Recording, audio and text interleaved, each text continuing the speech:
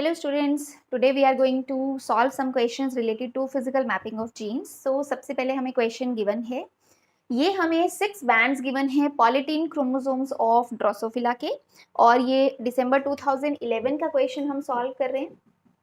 सो 6 bands हमें polytene chromosome में given है और हमें 5 डिलीशंस भी गिवन है. क्वेश्चन में दिया है दैट रिसेसिव एलील्स है हमारे पास A, B, C, D, E and F. हमारे पास ये एलील्स गिवन है and these alleles correspond to 6 bands. But हमें ऑर्डर नहीं पता. ये श्योर है कि जो 6 एलील्स हैं वो 6 बैंड्स को कॉरेस्पॉन्ड करते हैं, बट ऑर्डर हमें निकालना है. सो एक उन्होंने डिलीशन स्टडीज के बेसिस पे एक टेबल गिवन है. Plus means wild type phenotype मिल रहा है, नेगेटिव मीन्स हमें म्यूटेटेड फिनोटाइप मिल रहा है. तो अगर हर डिलीशन के साथ हमने ये देखा कि किस एलील का एक्सप्रेशन आपको मिल रहा है. एलील का एक्सप्रेशन पॉजिटिव से हम रिप्रेजेंट कर रहे हैं, अगर वो एलील उसमें प्रेजेंट नहीं है तो हम नेगेटिव से रिप्रेजेंट कर रहे हैं. सो अब टेबल के अकॉर्डिंग जब भी आपको ऐसा कोई क्वेश्चन आए तो सबसे पहले आपको 2 चीजें चेक करनी होती हैं कि जब हम डिलीशन कर रहे हैं उस टाइम पे उस पर्टिकुलर एलील का आपको एक्सप्रेशन मिल रहा है या नहीं. कौन से डिलीशन में एक्सप्रेशन मिला और कौन से डिलीशन में एक्सप्रेशन नहीं मिला. बस यही एक ट्रिक है जिसके बेसिस पे आप इजीली इस क्वेश्चन को सॉल्व कर सकते हो. जैसे सपोज सबसे पहले हम लेते हैं एलील ए. इसको सॉल्व करने के 2 वेज हैं. सबसे एक हम एलील्स के बेसिस पे देख सकते हैं, एक हम डिलीशन के बेसिस पे देख सकते हैं. सबसे पहले हम एलील के बेसिस पे चेक करते हैं. अगर आपके पास एलील ए हम देखें तो आपको डिलीशन 1 और डिलीशन 2 में ए का एक्सप्रेशन मिल रहा है. मतलब जो डिलीशन 1 और 2 वाला सेगमेंट है जो डिलीट हो गया उसमें ए नहीं था, तभी तो आपको ए का एक्सप्रेशन मिला उस सेलिंग में. लेकिन अगर हम डिलीशन 3, 4, 5 में देखें तो जब डिलीशन 3 किया गया, डिलीशन 4 किया गया, डिलीशन 5 किया गया, तो जो भी सेगमेंट लिया गया उनमें ए एलील प्रेजेंट था, तभी तो डिलीशन के बाद आपको ए का एक्सप्रेशन नहीं मिला. ये कंसेप्ट है. दैट मीन्स हम जहां नहीं मिला वहां से इजीली पिन पॉइंट कर सकते हैं. आपको ए का expression 3rd deletion, 4th deletion and 5th deletion में नहीं मिला. इसका मतलब जो 3rd, 4th, 5th deleted segments हैं वहां पे ए होने के चांसेस हैं. अब अगर हम डिलीशन देखें तो डिलीशन 3rd में ये सेगमेंट लिया गया. आपको ये देखना है कि इसमें कौन से बैंड्स कवर हो रहे हैं. डिलीशन 4 में, डिलीशन 5 में. सो अगर हम अब 3, 4 और 5 देखें तो उसमें जो कॉमन रीजन होगा ऑब्वियसली उसी रीजन में ए एलील होने के चांसेस हैं, क्योंकि इन तीनों में एक कॉमन रिजल्ट हमें मिल रहा है कि ए का एक्सप्रेशन नहीं मिला. अब ए का एक्सप्रेशन अगर हम इसको एक्सट्रापोलेट करें इस बैंड के अकॉर्डिंग तो आप ध्यान से देखो 3rd वाला बैंड यहां आ रहा है. 3rd वाला बैंड जो है 5th डिलीशन में डिलीटेड नहीं है, वो 3rd और 4th में डिलीटेड है, तो 3rd को हम नहीं ले सकते, 5th को भी नहीं ले सकते, क्योंकि 5th वाले का डिलीशन सिर्फ आपको 4th और 5th में मिल रहा है. अब हमें ये देखना है कि कौन सा बैंड है जो तीनों डिलीशंस में कॉमन है. अगर हम एक्सट्रापोलेट करें यहाँ से तो आपको 4th बैंड मिल रहा है जो इसमें भी नहीं है, इसमें भी नहीं है और इसमें भी नहीं है. इन तीनों में इसका मतलब 4th बैंड का एक्सप्रेशन नहीं आएगा. अब डिलीशन 1 और 2 जब किया गया तो हमें ए का एक्सप्रेशन मिला. तो अगर हम ध्यान से देखें तो 1 और 2 में ये वाला बैंड नहीं आता है. इसका मतलब 1 और 2 डिलीट कर भी दिया तो कोई प्रॉब्लम नहीं, 4th वाला बैंड यहाँ प्रेजेंट था. पर जब 3rd, 4th और 5th डिलीशन किया गया तो 4th वाला बैंड डिलीट हो गया. वो डिलीट हो गया तो हमें उसका एक्सप्रेशन नहीं मिला. तो अब चांसेस ये हैं कि जो 4th बैंड हम शो कर रहे हैं दैट विल बी एलील ए. वो ए एलील जो है वो 4th बैंड को कॉरेस्पॉन्ड करेगा. अब आपके पास सेकंड एलील हमें दे रखा है एलील बी. सो एलील बी का एक्सप्रेशन हमें सभी डिलीशंस में मिला एक्सेप्ट डिलीशन 1. इसका मतलब डिलीशन 1 में बी एलील होने के चांसेस हैं. तभी तो जब आपने डिलीशन 1 किया जो सेगमेंट आपने रिमूव कर दिया उसमें बी एलील था, तभी तो हमें आगे उसका एक्सप्रेशन नहीं मिला. सो एक ही डिलीशन सेगमेंट 1 में हमें दिया है कि बी का एक्सप्रेशन नहीं है. अब डिलीशन सेगमेंट 1 में कौन सी चीज ऐसी है जो बाकी डिलीशंस में आपको नहीं मिल रही है, वो अगर हम एक्सट्रापोलेट करें तो आप ध्यान से देखो तो हमें जो फर्स्ट वाला बैंड है वो डिलीशन 1 में जा रहा है सिर्फ, बाकी डिलीशंस में फर्स्ट बैंड को रिमूव नहीं किया जा रहा. और बी एलील में भी हम यही देख रहे हैं कि अगर बाकी डिलीशंस होती भी हैं तो बी एलील के एक्सप्रेशन पे कोई फर्क नहीं पड़ा. लेकिन फर्स्ट डिलीशन हुई तो बी का एक्सप्रेशन हमें नहीं मिला.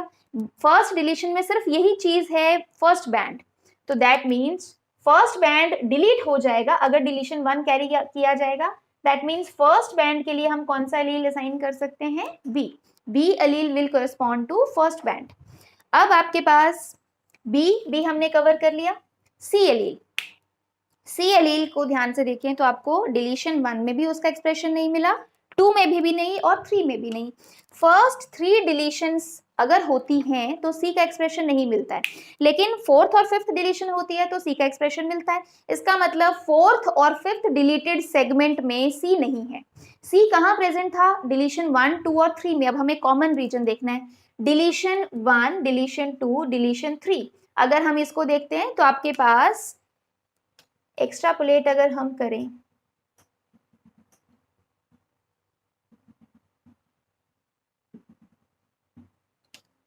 ठीक है, अब चेक हमें फर्स्ट, सेकंड और थर्ड डिलीशन को करना है। फर्स्ट, सेकंड, थर्ड डिलीशन जब हुई तो हमें सी का एक्सप्रेशन नहीं मिला। फर्स्ट, सेकंड और थर्ड। अब अगर हम सेकंड को ये देखें, ये सेकंड हम शो कर रहे हैं और ये थर्ड हम शो कर रहे हैं थर्ड बैंड के अकॉर्डिंग। अगर सी ये है तो अगर सी मैं इसको मानती हूं तो सी जब हम इस फर्स्ट डिलीशन करेंगे तो उसमें भी सी जाएगा, सेकेंड डिलीशन करेंगे तो उसमें भी सी जाएगा और थर्ड डिलीशन करेंगे तो उसमें भी सी जाएगा। फोर्थ डिलीशन कर भी देते हो तो उसमें आपका सेकेंड बैंड कवर नहीं हो रहा है। अगर फोर्थ डिलीशन किया तो वो डिलीटेड सेगमेंट अलग है, सी अभी भी प्रेजेंट होगा तो आपको एक्सप्रेशन मिलेगा। फिफ्थ डिलीशन किया तब भी सी प्रेजेंट है तो आपको एक्सप्रेशन मिलेगा। इसमें हमने थर्ड वाले को क्यों नहीं चूज किया? क्योंकि थर्ड वाला जो है वो फोर्थ डिलीशन में भी रिमूव हो रहा है। अगर सी इसको मानते हो तो फोर्थ वाले में आपको नेगेटिव मिलना चाहिए था, लेकिन आपको फोर्थ वाले डिलीशन में नेगेटिव नहीं मिल रहा, तो इसका मतलब सिर्फ एक सेकेंड बैंड है जो कि डिलीशन 1, डिलीशन 2 और डिलीशन 3 सिर्फ इन 3 में रिमूव हो रहा है। तो इसका मतलब जो सी है वो हम लिख सकते हैं किसको कॉरेस्पॉन्ड करता है? सेकेंड बैंड को। अब डी अगर हम देखें तो डी डिलीशन 1, 2, 3, 4 इन चारों डिलीशंस में इसका मतलब डी का रिमूवल हो रहा है। ऐसा कौन सा बैंड है जो 4 डिलीशंस में रिमूव हो रहा है? वो है थर्ड बैंड। फर्स्ट में भी जा रहा है, सेकंड में भी जा रहा है, थर्ड डिलीशन में भी जा रहा है, फोर्थ में भी जा रहा है, फिफ्थ में नहीं जा रहा। तो 4 डिलीशंस में जो बैंड रिमूव हो रहा है तभी आपको नेगेटिव एक्सप्रेशन मिला, वो है थर्ड बैंड। तो इसका मतलब आपके पास जो थर्ड बैंड है उसको कौन सा एलील कोरेस्पॉन्ड करता है? डी। अब नेक्स्ट हम देखेंगे ई एलील। ई एलील का एक्सप्रेशन आपको फर्स्ट 3 डिलीशंस में मिला, इसका मतलब वो पहली 3 डिलीशंस में नहीं था। अब फोर्थ और फिफ्थ डिलीशन में जब हुई तो ई का एक्सप्रेशन नहीं मिला, इसका मतलब फोर्थ और फिफ्थ में क्या चीज कॉमन है? फोर्थ डिलीशन ये है, फिफ्थ डिलीशन ये है। इसमें ऑलरेडी जो कॉमन था वो एक फोर्थ बैंड था, फोर्थ बैंड हम ऑलरेडी ले चुके हैं ए। अब हमें ये देखना है कि और कौन सा सेगमेंट है जो फोर्थ और फिफ्थ दोनों में कॉमन है। तो अगर हम इसको एक्स्ट्रापोलेट करें तो आपके पास ये वाला सेगमेंट आता है। फिफ्थ वाला जो बैंड है वो फोर्थ डिलीशन में भी जा रहा है और फिफ्थ डिलीशन में भी जा रहा है। इसका मतलब जो डिलीटेड सेगमेंट है फोर्थ डिलीशन भी फिफ्थ वाले बैंड को लेके जा रहा है, फिफ्थ डिलीशन भी फिफ्थ वाले बैंड को लेके जा रहा है, और वो दोनों का एक्सप्रेशन, दोनों बैंड्स में आपको ई का एक्सप्रेशन नहीं मिल रहा है। दैट मीन्स फिफ्थ जो है वो कौन से बैंड एलील को कॉरेस्पॉन्ड करता है? ई एलील। ई एलील को हम फिफ्थ बैंड में कंसीडर कर सकते हैं। एफ, अगर हम एफ को देखें तो एफ का एक्सप्रेशन सिर्फ एक डिलीशन में नहीं मिला, वो कौन सी डिलीशन थी? फिफ्थ। कौन सा रीजन है? ये वाला। अगर मतलब ये रीजन जाता है तो आपको एफ का एक्सप्रेशन नहीं मिलता है। इससे पहले के जितने भी डिलीटेड सेगमेंट्स थे सब में एफ का एक्सप्रेशन मिला। इसका मतलब ये पोर्शन है जिसमें एफ प्रेजेंट होगा। तभी तो जब हमने इसको डिलीट किया तो आपको फिनोटाइप क्या मिला? नेगेटिव। दैट मीन्स ये वाला पोर्शन एफ रीजन, और इसमें कौन सा बैंड आता है? Sixth band. तो आपके पास ये आ गया एफ। अब अगर हम सीक्वेंस देखें तो आपके पास सीक्वेंस क्या बन जाएगा? हम ये कह सकते हैं कि जो फर्स्ट एलील है वो कोरिस्पॉन्ड कर रहा है बी को, सेकेंड बैंड कोरिस्पॉन्ड कर रहा है सी एलील को, third band D allele, fourth band A, fifth band E and sixth band F. तो आपको जो ऑप्शंस हैं उसमें आपको करेक्ट लोकेशन बताना है। ऑप्शंस में आपको एलील के अकॉर्डिंग बता रखा है, तो इसमें दिया है सबसे पहले ए बी सी डी, इस तरह से देखना है। तो इसका मतलब हमें A B C D E F की टर्म्स में बताना है। ए के लिए कौन सा बैंड हमने लिया है? ए के लिए हमारे पास है 4, बी के लिए हमारे पास है 1, सी के लिए हमारे पास है 2, 3, डी के लिए हमारे पास है 3 और ई के लिए हमारे पास है 5 और एफ के लिए हमारे पास है 6। तो इसका मतलब हम A B C D E F के टर्म्स में अगर लिखते हैं तो आपके पास 4 1 2 3 5 6 बन रहा है। अब ए4 आपको एक ही ऑप्शन में दे रखा है, नेक्स्ट चेक करो B1 C2 D3 E5 and F6, that means जो हमारे पास करेक्ट ऑप्शन है that is the third option. Next question will solve, this is question of December 2016. So question is, following scheme represents deletions 1 to 4 in R2 locus of age T4 from a common reference point.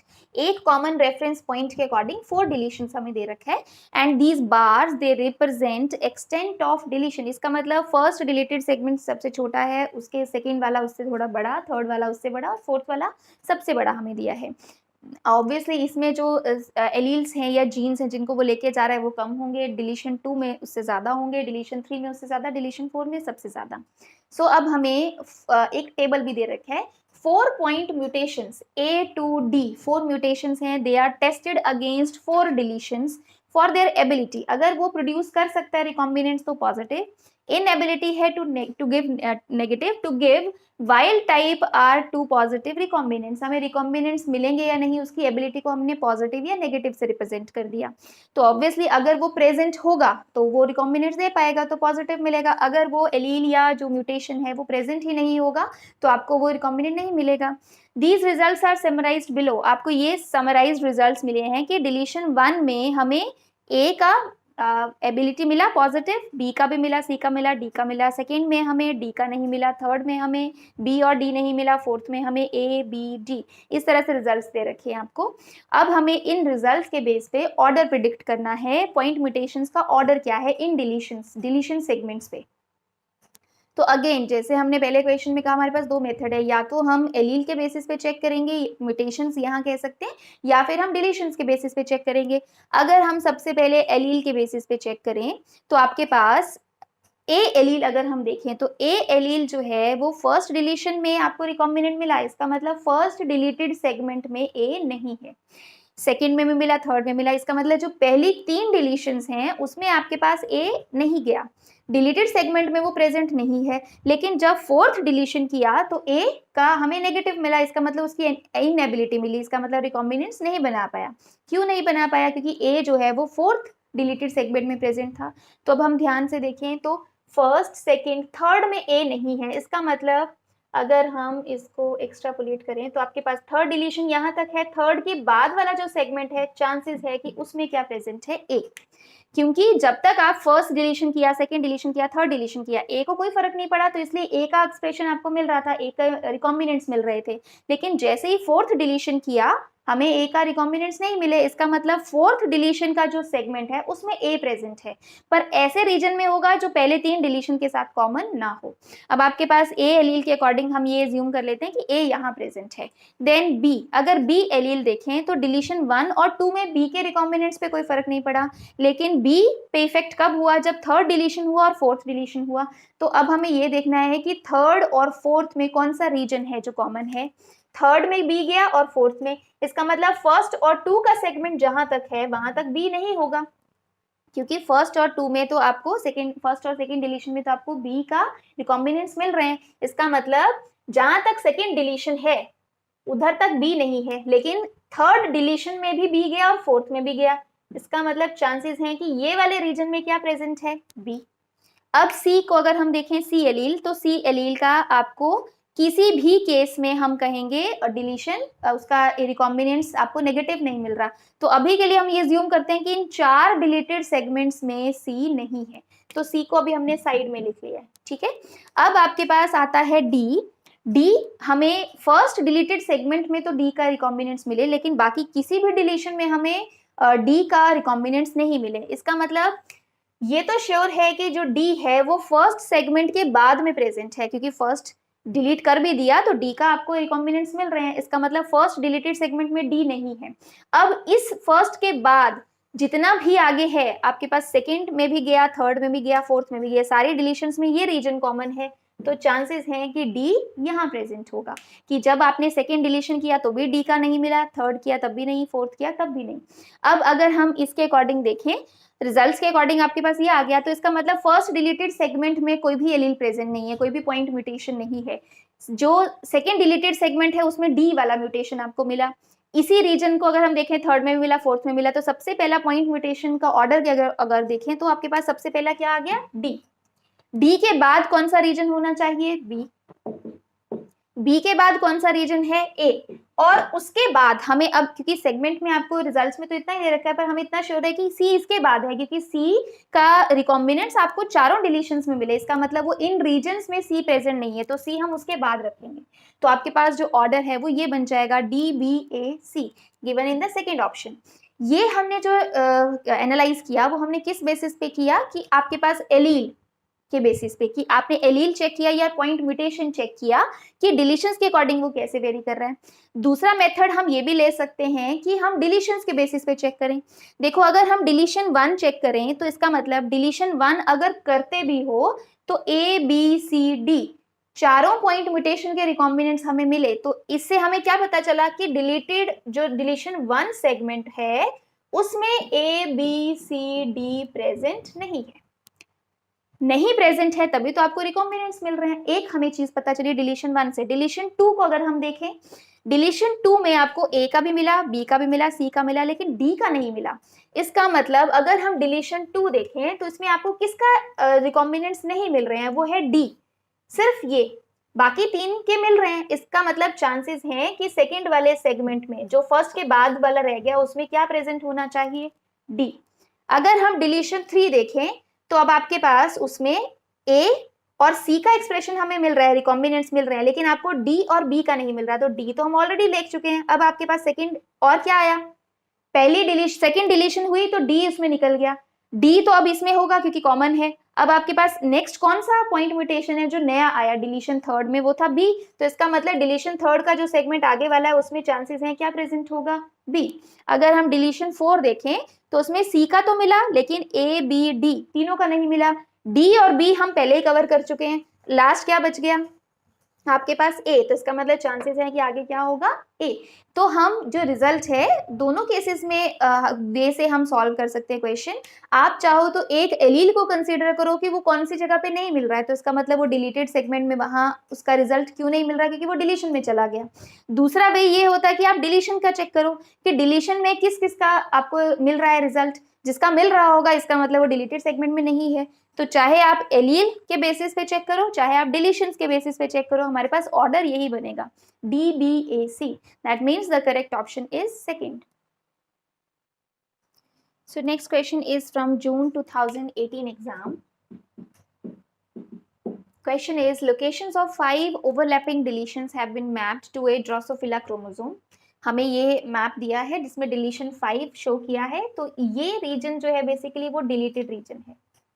ये जो show किए हैं वो deleted reason show कर रखे हैं, 1 2 3 4 and 5 deletions हैं। Recessive mutations A B C D E are known to be located within this region. इस पर्टिकुलर रीजन में 5 रिसेसिव म्यूटेशंस प्रेजेंट हैं, ए बी सी डी ई। अब इसमें जो आपको टेबल है, जब क्रॉस किया गया flies homozygous for recessive mutations are crossed with flies homozygous for heterozygous for deletions. तो अगर हमने इसके साथ क्रॉस किया फॉर रिसेसिव म्यूटेशंस और डिलीशन के साथ क्रॉसिंग जब किया तो हमें अगर पॉजिटिव मिल रहा है, पॉजिटिव का मतलब म्यूटेंट फिनोटाइप है, वाइल्ड टाइप फिनोटाइप है, और एम का मतलब है म्यूटेंट फिनोटाइप। तो आपको रिजल्ट इस तरह से दिया है कि 5 अगर म्यूटेशंस हैं उनके लिए हम स्टडी करें, डिलीशन 1 में अगर पॉजिटिव है तो इसका मतलब वाइल्ड टाइप मिल रहा है, अगर एम लिखा है तो इसका मतलब म्यूटेंट फिनोटाइप मिल रहा है। सो अब हमें ये चेक करना है कि सारा अगर डेटा ये देखें तो रिलेटिव ऑर्डर क्या है 5 म्यूटेंट जीन्स का, कौन सी जीन कहाँ पे प्रेजेंट है। जो म्यूटेशंस है बेसिकली वो जीन्स हम रिप्रेजेंट कर रहे हैं, या आप उनको एलील्स कह सकते हो, क्रोमोसोम में वो कहाँ कहाँ प्रेजेंट है, ऑर्डर क्या है। सो हमें सबसे पहले ये देखना है कि आपको जो डेटा गिवन है, 2 वे से अगेन हम चेक कर सकते हैं, या आप डिलीशन के बेसिस पे चेक कर लो या आप जीन या एलील के बेसिस पे चेक कर लो। अगर हम ए एलील को चेक करें फर्स्ट मेथड में तो हम देख रहे हैं कि वो आपको वाइल्ड टाइप फिनोटाइप दे रहा है अगर 1 2 और 3, इसका मतलब डिलीशन जो है फर्स्ट सेकंड और थर्ड डिलीशन में हमें ए प्रेजेंट नहीं है।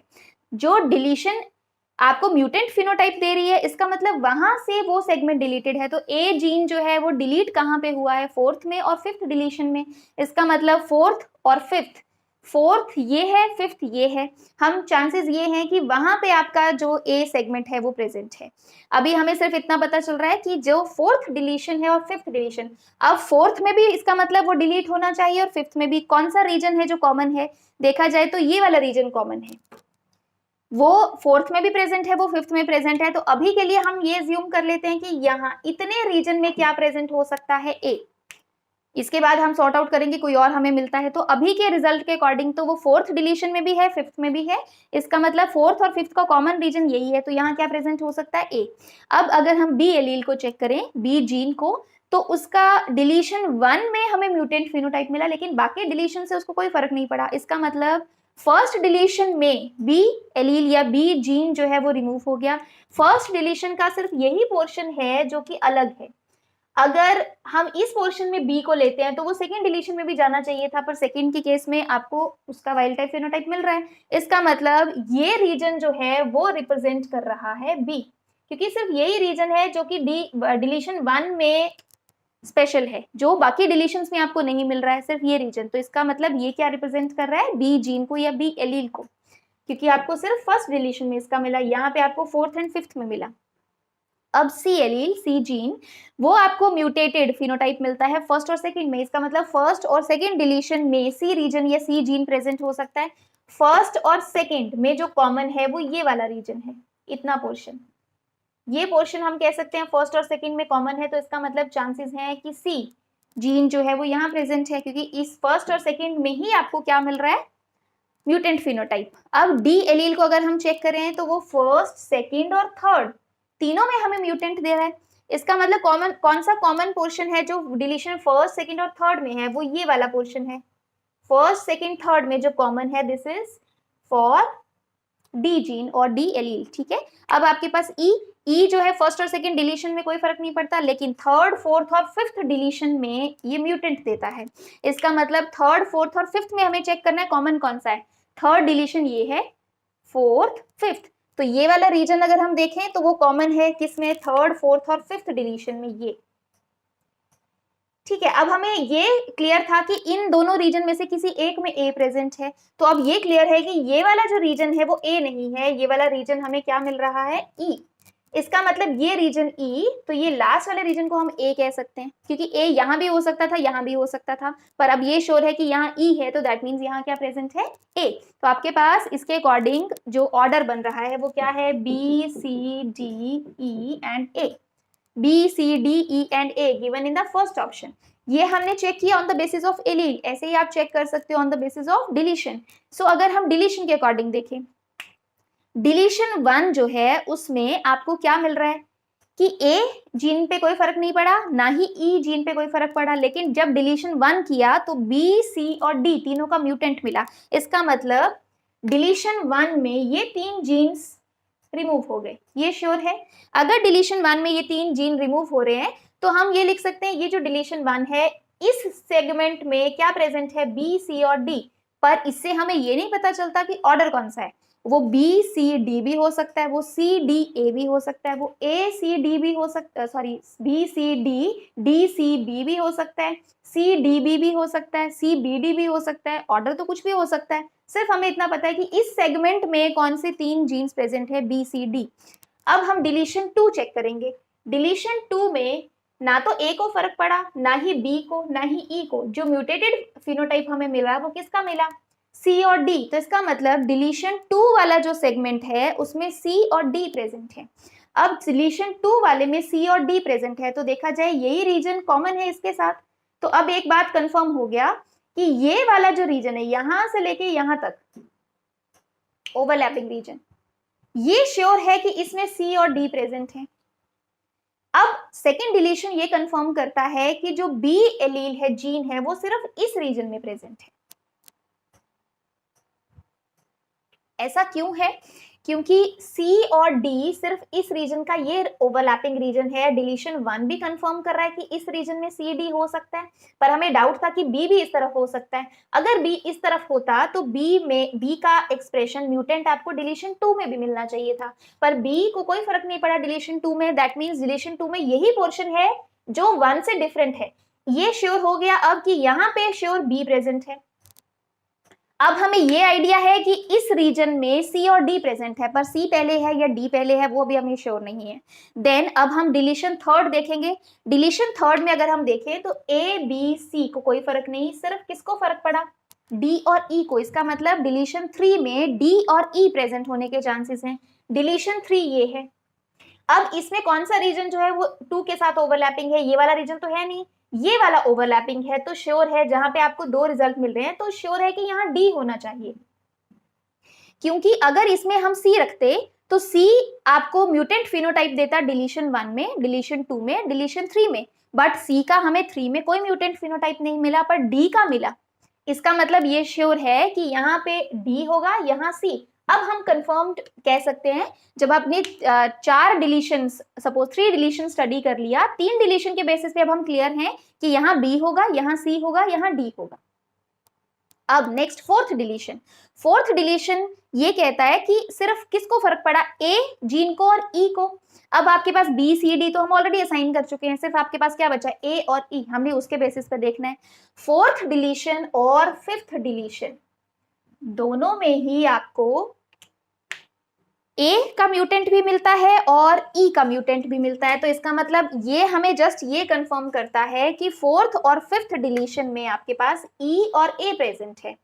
अब इतने रीजन में प्रेजेंट नहीं होगा क्योंकि ये रीजन जो है वो डिफरेंट है फोर्थ डिलीशन का। फोर्थ और फिफ्थ का कॉमन ओवरलैपिंग रीजन यही है, जो दोनों क्या रिजल्ट शो कर रहे हैं कि म्यूटेंट फिनोटाइप मिलता है ए का भी और ई का भी। तो आपको इस डिलीशन के बेसिस पे ये तो पता चलेगा कि यहाँ पे ए और ई है, लेकिन ई पहले है या ए पहले है वो हमें क्रॉस चेक करना पड़ेगा एलील्स के बेसिस पे। तो आप एलील्स के बेसिस पे भी ऑर्डर डिटरमाइन कर सकते हो, उसको क्रॉस चेक कर सकते हैं हम डिलीशन के बेसिस पे कि हमारा रिजल्ट सही है नहीं। आप डिलीशन के बेसिस पे ऑर्डर निकाल सकते हो, उसको क्रॉस चेक कर सकते हैं एलील्स के बेसिस पे कि रिजल्ट हमारा सही आ रहा है या नहीं। दोनों बेस से आप क्रॉस चेक कर सकते हो, हमारे पास ऑर्डर ये आ जाएगा। So correct option is option 1. Next question is of November 2020 Shift 2 exam. So question is, panel of 6 hybrid lines each containing a different subset of human chromosomes was examined for presence of gene product. हमने different cell lines को examine किया है जिसमें अलग अलग subset हैं human chromosomes के, और हमें check करना है कि gene product present है या नहीं है, और आपको assign करना है कि particular gene कौन से chromosome पे present है. So हमें ये cell lines दे रखी हैं A to F. हमें ये भी बताया कि कौन सी सेल लाइन में आपको जीन प्रोडक्ट प्रेजेंट मिला, पॉजिटिव मींस प्रेजेंट है, नहीं मिला मींस नेगेटिव है। प्लस हमें ये दे रखा है कि पर्टिकुलर सेल लाइन ए है तो ए में कौन कौन से क्रोमोसोम्स प्रेजेंट हैं।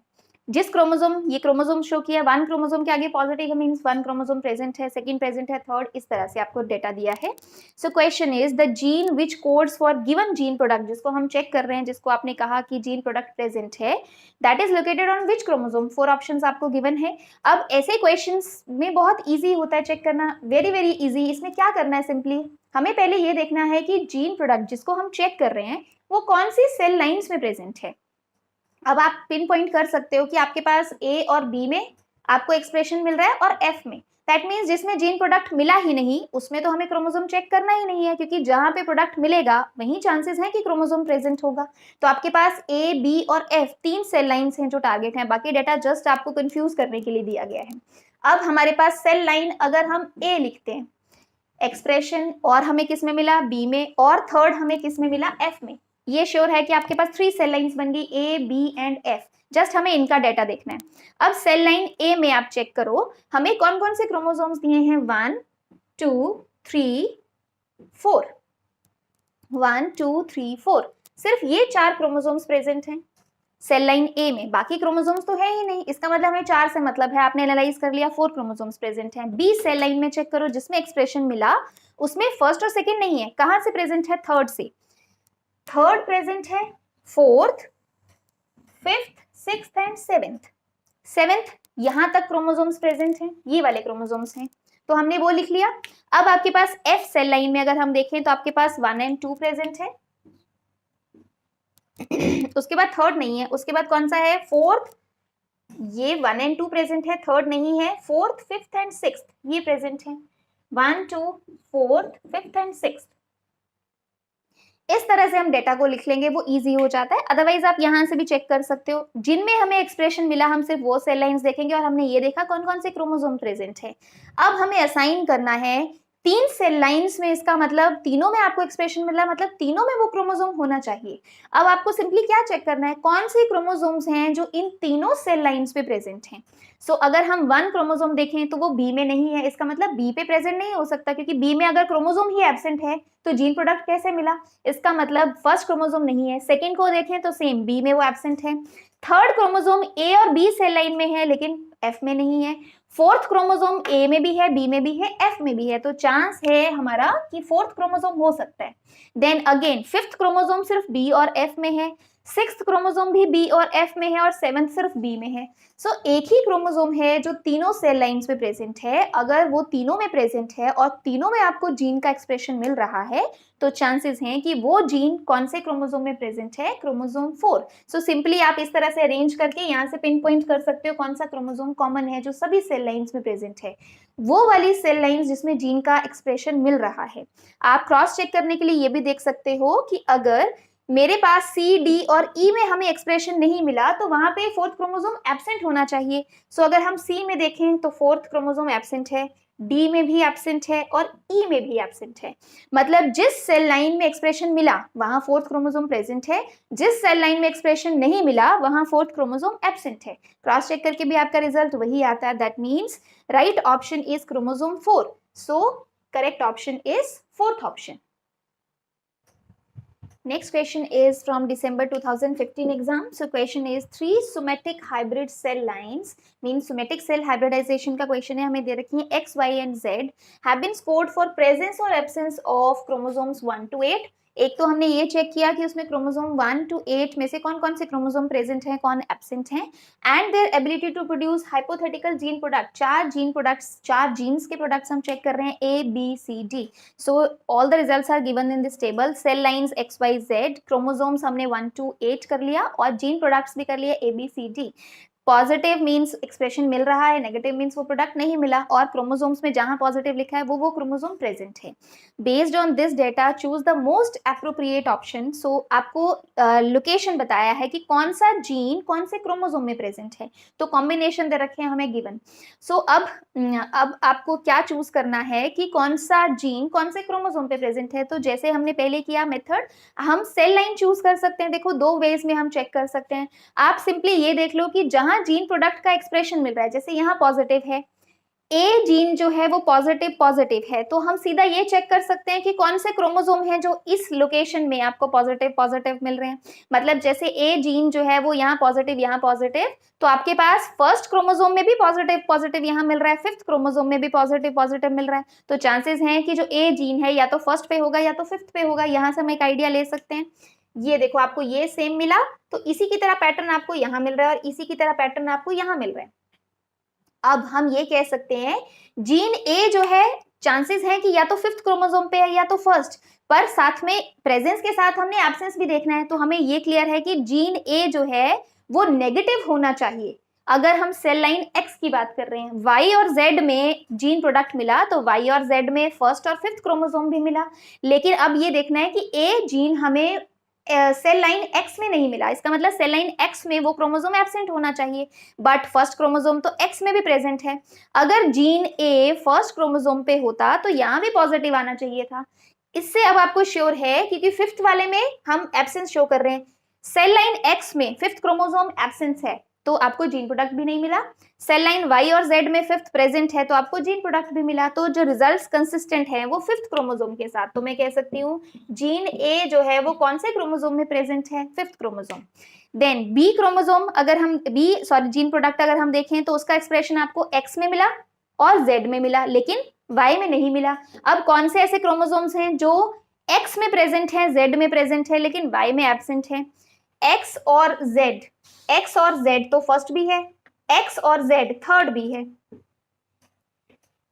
बाकी कोई भी ऐसा नहीं है जो एक्स और जेड दोनों में प्रेजेंट हो। अब हमें एक्स और जेड में प्रेजेंस और वाई में क्या चाहिए, एब्सेंस। तो थर्ड क्रोमोसोम जो है वो इसके तरह पैटर्न शो कर रहा है। इसका मतलब हम कह सकते हैं जो बी है वो कौन से क्रोमोसोम पे प्रेजेंट है, थर्ड पे। देन अगर अब हम सी के अकॉर्डिंग देखें तो सी का एक्सप्रेशन आपको किसी भी सेल लाइन में नहीं मिला। सी का एक्सप्रेशन किसी भी सेल लाइन में नहीं है, तो इसका मतलब जो सी जीन है वो इन 8 क्रोमोसोम में से किसी क्रोमोसोम में प्रेजेंट नहीं है, क्योंकि ये तीनों ही सेल लाइंस जो हैं उनमें सिर्फ 8 क्रोमोसोम्स के बेसिस पे हम जीन देख रहे हैं। अगर जीन का एक्सप्रेशन किसी में भी नहीं मिला तो इसका मतलब हम ये कह सकते हैं कि अभी पर्टिकुलरली किसी का असाइनमेंट आप नहीं कर सकते कि वो कौन से क्रोमोसोम में है, क्योंकि उसका एक्सप्रेशन कहीं नहीं मिला, चाहे कोई क्रोमोसोम प्रेजेंट है या एब्सेंट है। चांसेस है कि हम ये शो कर रहे हैं 8th क्रोमोसोम किसी में भी प्रेजेंट नहीं है, हो सकता है 8th क्रोमोसोम जो है उसमें सी जीन प्रेजेंट हो, क्योंकि सी का एक्सप्रेशन भी किसी में नहीं मिला और 8th क्रोमोसोम भी किसी में नहीं मिला। बट अभी हमें ऑप्शन के बेसिस पे हम अभी नहीं इसके कहेंगे, चांसेस सिर्फ ये ले सकते हैं कि प्रोबेबल आप रिजल्ट ये दे सकते हो, क्योंकि 8th क्रोमोसोम तीनों में एब्सेंट है तो सी का भी जीन प्रोडक्ट आपको तीनों में नहीं मिला। सो अभी हम ये असाइन कर सकते हैं डी अगर हम देखें तो आपको तीनों ही सेल लाइंस में एक्सप्रेशन मिल रहा है। तो अब आपने ये देखना है ऐसा कौन सा क्रोमोसोम है जो तीनों सेल लाइंस में प्रेजेंट है। 8th तो एब्सेंट है, 7th 6th 5th सभी में अगर हम देखें तो सिर्फ फर्स्ट क्रोमोसोम जो है वो तीनों में प्रेजेंट है, और डी का भी एक्सप्रेशन आपको तीनों में मिला। इसका मतलब हम असाइन ये कर सकते हैं कि जो डी जीन है वो कौन से क्रोमोसोम पे प्रेजेंट है, फर्स्ट पे। तो अब हमारे पास ये रिजल्ट्स हैं, इसको हम चेक करेंगे। तो आपके पास डी 8 पे दिया है, ए 5 पे दिया है। ए 5 पे तो हमारे पास निकला है आंसर, तो फर्स्ट सेकंड और फोर्थ में से हम देख सकते हैं। देन बी जो है हमें 3 पे मिला, तो इसका मतलब यहाँ भी B3, यहाँ भी B3, यहाँ भी B3। तो आपके पास फर्स्ट सेकंड फोर्थ तीनों में से कोई भी ऑप्शन अभी हो सकता है। सी का ऑप्शन हमें 8 पे दिया है, तो अगर हम सी का ऑप्शन 8 पे लेते हैं सपोज, और डी का ऑप्शन हम देते हैं 1 पे, तो हमें ऑप्शन फर्स्ट और फोर्थ हमें ये दिया है। लेकिन सी का जो रिजल्ट है वो हम सिर्फ क्लियरली नहीं कह सकते कि वो 8 के बेसिस पे है, हो सकता है वो क्रोमोसोम 9 पे हो, तो 9 भी तो आपने इन सेल लाइंस में शो नहीं किया। तो सी के केस में हम क्लियर कट रिजल्ट नहीं कह सकते। मोस्ट एप्रोप्रिएट पूछा है, करेक्ट तो फर्स्ट भी है, करेक्ट फोर्थ भी है, लेकिन मोस्ट एप्रोप्रिएट जो हम श्योरली कह सकते हैं वो हम ये वाला कह सकते हैं। आपके पास ये 3 रिजल्ट्स, तो इनके बेसिस पे आप असाइन कर सकते हो। सी का रिजल्ट जो है वो हम इसके बेसिस पे अभी एज्यूम कर सकते हैं कि शायद वो 8th क्रोमोसोम पे था, 8th क्रोमोसोम कहीं नहीं प्रेजेंट तो सी भी नहीं प्रेजेंट। बट अगर वो किसी और क्रोमोसोम पे होगा तब भी तो आपको यही रिजल्ट मिलेगा। इसलिए सी का रिजल्ट हम एप्रोप्रिएट क्लियरली नहीं कह सकते, श्योरली नहीं कह सकते, बाकी 3 के लिए हम श्योर हैं। तो मोस्ट एप्रोप्रिएट फर्स्ट को छोड़ के हमें क्या लेना चाहिए, फोर्थ ऑप्शन। सो यहाँ पे आपको ए बता रहा है वो 5th क्रोमोसोम पे है, बी 3rd पे और डी फर्स्ट क्रोमोसोम पे। ये तो हमने चेक किया अगर आप जीन प्रोडक्ट के बेसिस पे देखते हो। दूसरा मेथड क्या है, आप सिंपली क्या कर सकते हो, सेल लाइंस को लिख लो जैसे हमने लास्ट क्वेश्चन में किया। एक्स वाली सेल लाइन में आपके पास 1 2 3 4 क्रोमोसोम प्रेजेंट है, बाकी इसमें क्या है, एब्सेंट। अगर हम वाई सेल लाइन को देखें तो इसमें आपके पास 1 2 3rd एब्सेंट है, 4th भी एब्सेंट है, 5th एंड 6th प्रेजेंट है। और जेड सेल लाइन देखें तो उसमें आपके पास फर्स्ट है, 3rd है, then 5th and then 7th, ये हमें दे रखा है। अगर हम सेल लाइंस के बेसिस पे देखें तो आपके पास ये बन रहा है। तो 3 सेल लाइंस में क्या क्या क्रोमोसोम प्रेजेंट है वो हमने लिख लिया। अब आपको 4 जीन प्रोडक्ट्स हैं, तो उसमें से सी तो आपको वैसे देखने की जरूरत नहीं है क्योंकि सी का एक्सप्रेशन तो कहीं नहीं मिला, इसका मतलब वो हम इस डेटा के बेसिस पे क्लियरली नहीं कह सकते। आपके पास बचे ए बी एंड डी। अगर डी हम देखें तो डी का एक्सप्रेशन तीनों में मिला था, इसका मतलब ऐसा कौन सा क्रोमोसोम है जो तीनों में प्रेजेंट है, वो आपने ये ले लिया। तो पॉसिबिलिटी है कि डी यहाँ प्रेजेंट है, क्योंकि और किसी केस में भी तीनों सेल लाइंस में कोई क्रोमोसोम प्रेजेंट नहीं है। देन जो बी है वो हमें पता है कि एक्स में प्रेजेंट है और जेड में प्रेजेंट है। तो ऐसा कौन सा क्रोमोसोम है जो एक्स में प्रेजेंट है और जेड में प्रेजेंट है, वो आपके पास ये देखो सिर्फ 3rd क्रोमोसोम है जो एक्स में भी है और जेड में भी है। तो इसका मतलब 3rd क्रोमोसोम पे आप असाइन कर सकते हो बी। देन ए जो है वो हम कह सकते हैं जो वाई में प्रेजेंट है और जेड में प्रेजेंट है, बट श्योर है कि एक्स में नहीं होना चाहिए। वाई में और जेड में, वाई और जेड में तो ये भी था, लेकिन वाई और जेड सिर्फ और एक्स में ना हो, वो सिर्फ आपके पास 5th क्रोमोसोम है। तो इसका मतलब हम ए को असाइन कर सकते हैं 5th पे। दैट मीन्स आप इस तरह से सेल लाइंस लिख के भी कर सकते हो, या आप जीन प्रोडक्ट्स का जो एक्सप्रेशन पैटर्न है उस पैटर्न को कंपेयर कर सकते हैं विद क्रोमोसोम एब्सेंस और प्रेजेंस पैटर्न, उसके बेसिस पे भी आप निकाल सकते हो। दोनों ही वेज में हमारे पास जो बेस्ट आंसर है that is fourth. So correct option is fourth. Next question is from June 2017 exam. Somatic cell hybridization is used to assign a gene to particular chromosome. A panel of cell lines were created for monkey mouse somatic cell fusions and the results are given. Cell lines दिए हैं हमें A, B, C, D, E and F और enzyme की presence और absence बताया है और उसके अकॉर्डिंग मंकी क्रोमोसोम्स की प्रेजेंस एंड एब्सेंस बताया है। सो आपको अगेन असाइन करना है कि ये पर्टिकुलर जीन जो है वो कौन से क्रोमोसोम में प्रेजेंट है।